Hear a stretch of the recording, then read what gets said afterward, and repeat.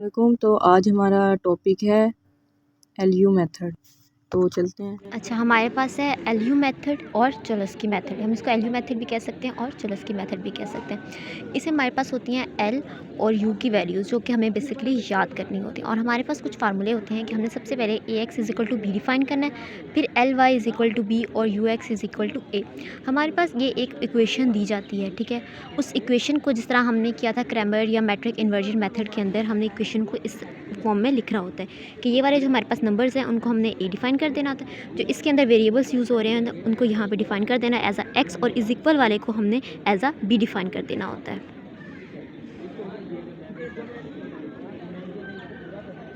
Step आ जाता है, उसमें हमने क्या करना था, एल और यू जो कि हमने वैल्यूज़ ऊपर याद करनी होती है, उन दोनों को आपस में कर लेना होता है मल्टीप्लाई, और उसको इज इक्वल टू ए रख लेना होता है, ये वाला ए जहाँ जो हमने यहाँ पे डिफाइन किया था उसके।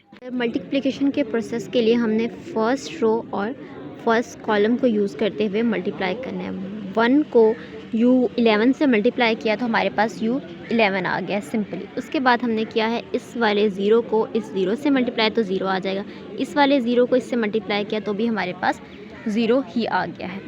फिर उसके बाद हमने किया है अपनी फर्स्ट रो को अपने सेकंड कॉलम से मल्टीप्लाई। 1 को जब हमने U12 से मल्टीप्लाई किया तो हमारे पास यहाँ पे U12 आ गया। फिर उसके बाद हमने ज़ीरो को U22 से मल्टीप्लाई किया तो वो भी ज़ीरो हो गया। ज़ीरो को हमने ज़ीरो से मल्टीप्लाई किया तो वो भी हमारे पास ज़ीरो हो जाएगा नेक्स्ट आगे। फिर उसके बाद हमने अपने इस 1 को इस U13 से मल्टीप्लाई किया तो हमारे पास U13 आ जाएगा। ज़ीरो को U23 से मल्टीप्लाई करेंगे ज़ीरो ही रहेगा। ज़ीरो को U33 से मल्टीप्लाई करेंगे तब भी वो ज़ीरो ही रहेगा। अच्छा, फिर उसके बाद जो है ना हमने अपनी सेकंड रो को यूज़ किया। सेकंड रो को यूज़ करते हुए हमने फर्स्ट कॉलम से मल्टीप्लाई किया, फिर सेकंड कॉलम से मल्टीप्लाई किया और फिर थर्ड कॉलम से मल्टीप्लाई किया। फिर उसके बाद हमने अपनी थर्ड रो को यूज़ करना है, फर्स्ट कॉलम से मल्टीप्लाई करना है, फिर सेकंड से करना है और फिर थर्ड से करना है, जैसे कि हमने यहाँ पे ये कर दिया। फिर इनके इज इक्वल में अपने वही ए वाली वैल्यूज़ को रख देना है। हमारे पास यहाँ था U11 था। U11 इज इक्वल टू में क्या आ रहा था 2, तो हमने यहाँ पे 2 पुट कर दिया। U12 आ रहा है, U12 में हमारे पास क्या आ रहा था 0 पुट कर दिया। U13 था, यहाँ पे हमारे पास U13 में क्या आ रहा था 1, तो यहाँ पे हमने 1 पुट कर दिया।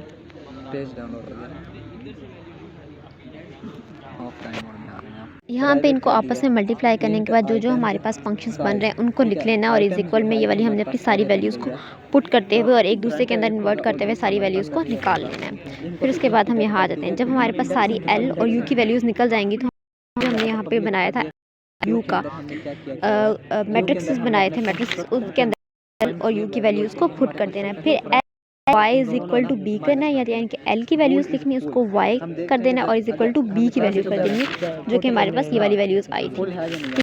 तो रख के हमने जैसे y1 आया, y1 इज इक्वल टू 4 आ गया, इस तरह वैल्यूज़ पुट करके वैल्यूज़ निकाल लेनी है। उसके बाद जो हमने अपना थर्ड स्टेप करना है वो यू एक्स को इज इक्वल टू वाई रखना है। वाई की जो हमने वैल्यूज़ निकालनी है वो रख देनी है, और यू की जो हमारे पास यहाँ पे वैल्यूज़ आएंगी वो रख देनी है, और इज इक्वल टू एक्स से मल्टीप्लाई कर देना।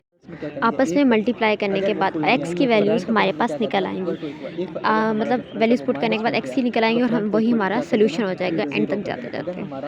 ये हमारे साथ फ़िज़ा थी, तो मेरी दोस्त, तो उन्होंने आपको ये सारे मेथड बता दिए। ये लास्ट पे उसकी पिक्चर्स लगाई हुई हैं, यहाँ से आप आके देख लीजिएगा। और थैंक यू सो मच, आपने ये वीडियो देखी। ओके, अल्लाह हाफिज़। फिर मिलेंगे इंशाल्लाह नई वीडियो के साथ।